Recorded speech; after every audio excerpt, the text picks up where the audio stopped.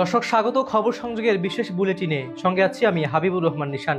শুরুতে জানিয়ে দিচ্ছি সংবাদ শিরোনাম। তারেক রহমানকে প্রধান উপদেষ্টার অভিনন্দন বার্তা। মর্যাদাপূর্ণ ফলাফল অর্জন করায় জামায়াত আমিরকে প্রধান উপদেষ্টার অভিনন্দন। ফলাফল মেনে দায়িত্বশীল বিরোধী দল হিসেবে কাজ করার ঘোষণা জামায়াত আমিরের। এবং নিষেধাজ্ঞা কাটিয়ে সড়কে চলছে মোটরসাইকেল, খুলছে শপিং মলও। দর্শক শুনছিলেন সংবাদ শিরোনাম, এবার বিস্তারিত।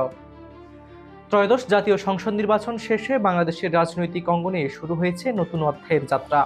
বিপুল জনসমর্থন ও অংশগ্রহণের মধ্য দিয়ে অনুষ্ঠিত এই নির্বাচন দেশের গণতান্ত্রিক ইতিহাসে একটি গুরুত্বপূর্ণ মাইল ফলক হিসেবে বিবেচিত হচ্ছে। নির্বাচনে নিরঙ্কুশ সংখ্যাগরিষ্ঠতা অর্জন করে সরকার গঠনের পথে এগিয়েছে বাংলাদেশ জাতীয়তাবাদী দল বিএনপি। এই ঐতিহাসিক বিজয়ের পর বিএনপি চেয়ারপারসন তারেক রহমানকে অভিনন্দন জানিয়ে বার্তা দিয়েছেন অন্তর্বর্তীকালীন সরকারের প্রধান উপদেষ্টা প্রফেসর মোহাম্মদ ইউনূস। অভিনন্দন বার্তায় প্রধান উপদেষ্টা বলেন, ত্রয়োদশ জাতীয় সংসদ নির্বাচনে আপনার নেতৃত্বে বিএনপি বিপুল সংখ্যাগরিষ্ঠতা অর্জন করায় আপনাকে আন্তরিক শুভেচ্ছা ও অভিনন্দন জানাচ্ছি। জনগণের এই সুস্পষ্ট রায়ে দেশের গণতান্ত্রিক উত্তরণ, সাংবিধানিক ধারাবাহিকতা এবং প্রাতিষ্ঠানিক স্থিতিশীলতার ক্ষেত্রে অত্যন্ত গুরুত্বপূর্ণ মাইল ফলক হয়ে থাকবে।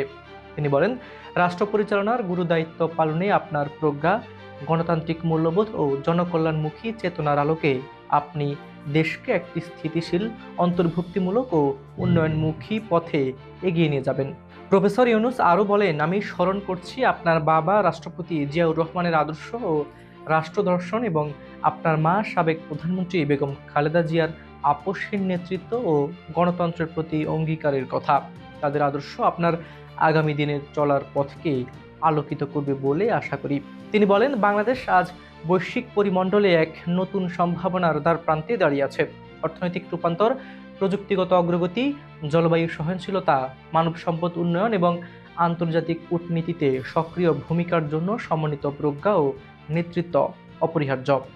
আশা করি আপনার নেতৃত্বে জাতীয় ঐক্য আরও সুদৃঢ় হবে এবং গণতান্ত্রিক মূল্যবোধ, আইনের শাসন ও জবাবদিহিমূলক শাসন ব্যবস্থা আরও শক্তিশালী হবে। একই দিনে অন্তর্বর্তী সরকারের প্রধান উপদেষ্টা বাংলাদেশ জামায়াত ইসলামীর আমির ডক্টর শফিকুর রহমানকেও মর্যাদাপূর্ণ ফলাফল অর্জনের জন্য অভিনন্দন ও ধন্যবাদ জানায়।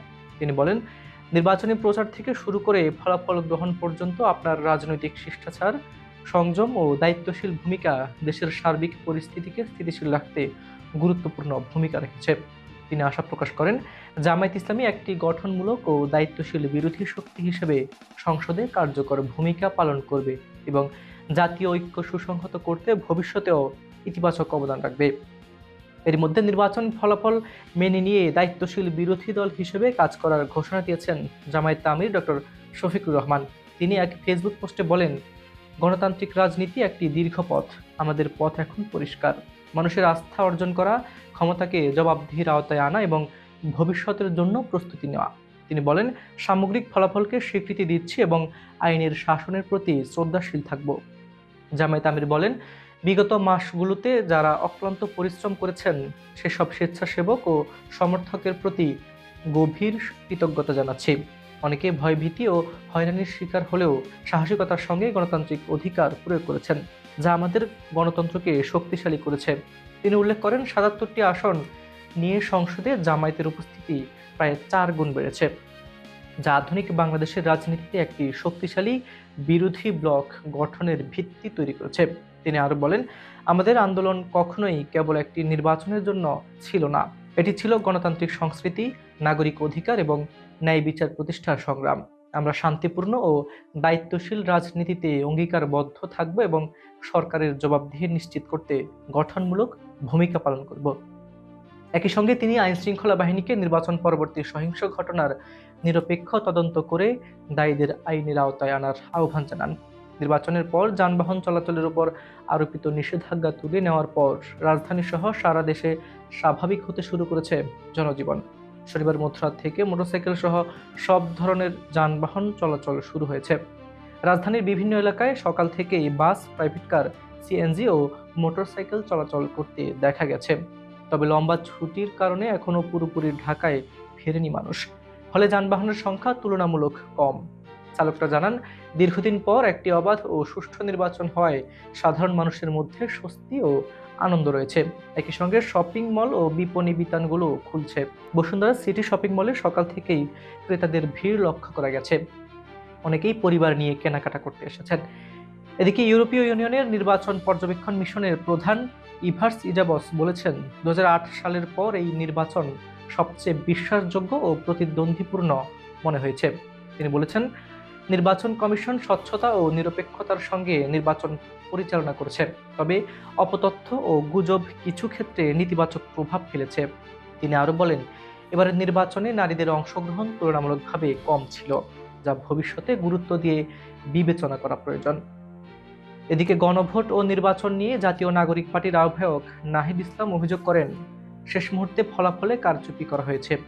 তিনি বলেন, জনগণ 60% বেশি সংস্কারের পক্ষে ভোট দিয়েছে এবং একই সঙ্গে 11 দলের পক্ষে রায় দিয়েছে, কিন্তু শেষ মুহূর্তে নির্দিষ্ট কিছু আসনে ফলাফল পরিবর্তন করে দেওয়া হয়েছে।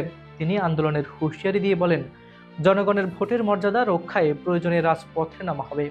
নাহিদ ইসলাম আরও বলেন, নির্বাচনের পর 11 দলীয় নেতাকর্মীদের ওপর হামলার ঘটনা ঘটেছে, যা অত্যন্ত উদ্বেগজনক।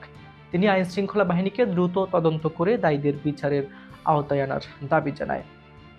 তিনি বলেন, এই দেশের জনগণ ভয় ও সন্ত্রাসের রাজনীতিতে আর ফিরে যাবে না। এই নির্বাচনে আলোচিত 3 রাজনীতিবিদ দীর্ঘ কারাবাস শেষে মুক্ত হয়ে জনগণের সরাসরি ভোটে সংসদ সদস্য নির্বাচিত হয়েছেন।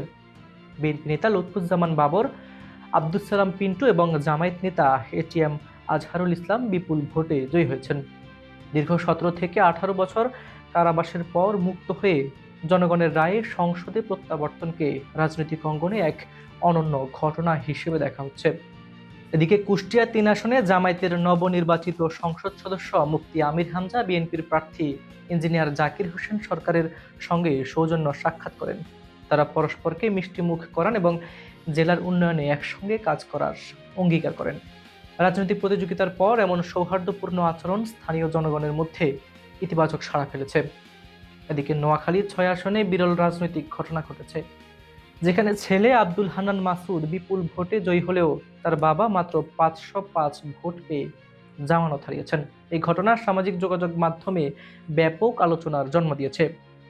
সহকারী রিটার্নিং কর্মকর্তা ও হাতিয়া উপজেলার ইউএনও মোহাম্মদ আলাউদ্দিন বিষয়টি নিশ্চিত করে বলেন, শাপলাকলি ও ধানের শীষ প্রতীকের প্রার্থী ছাড়া আরও 8 জন প্রার্থীর জামানত বাজেয়াপ্ত হয়েছে। হাতিয়ার কিছু বিচ্ছিন্ন ঘটনা ছাড়া সুন্দরভাবে নির্বাচন সম্পন্ন হয়েছে। সব মিলিয়ে ত্রয়োদশ জাতীয় সংসদ নির্বাচন বাংলাদেশের রাজনৈতিক ইতিহাসে একটি গুরুত্বপূর্ণ অধ্যায় হিসেবে বিবেচিত হচ্ছে। ব্যাপক অংশগ্রহণ, শান্তিপূর্ণ পরিবেশ এবং গণতান্ত্রিক চর্চার মাধ্যমে এই নির্বাচন দেশের ভবিষ্যৎ রাজনীতির জন্য একটি নতুন দিগন্ত উন্মোচন করেছে। জনগণের প্রত্যাশা এখন একটি জবাবদিহিমূলক, গণতান্ত্রিক ও কল্যাণমুখী রাষ্ট্র ব্যবস্থা গড়ে তোলা, যেখানে রাজনৈতিক সহনশীলতা, ন্যায় বিচার এবং উন্নয়ন একসঙ্গে এগিয়ে যাবে। দর্শক, এই ছিল খবর সংযোগের বিশেষ বুলেটিন। সর্বশেষ ও নিরপেক্ষ খবরের সঙ্গে থাকুন খবর সংযোগে।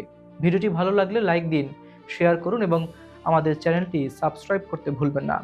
নতুন ভিডিওর আপডেট পেতে বেল আইকনে ক্লিক করুন। বিজ্ঞাপন ও প্রমোশনের জন্য ডেসক্রিপশনে দেওয়া নাম্বারে যোগাযোগ করুন। সবাই ভালো থাকুন, সুস্থ থাকুন। আল্লাহ হাফেজ।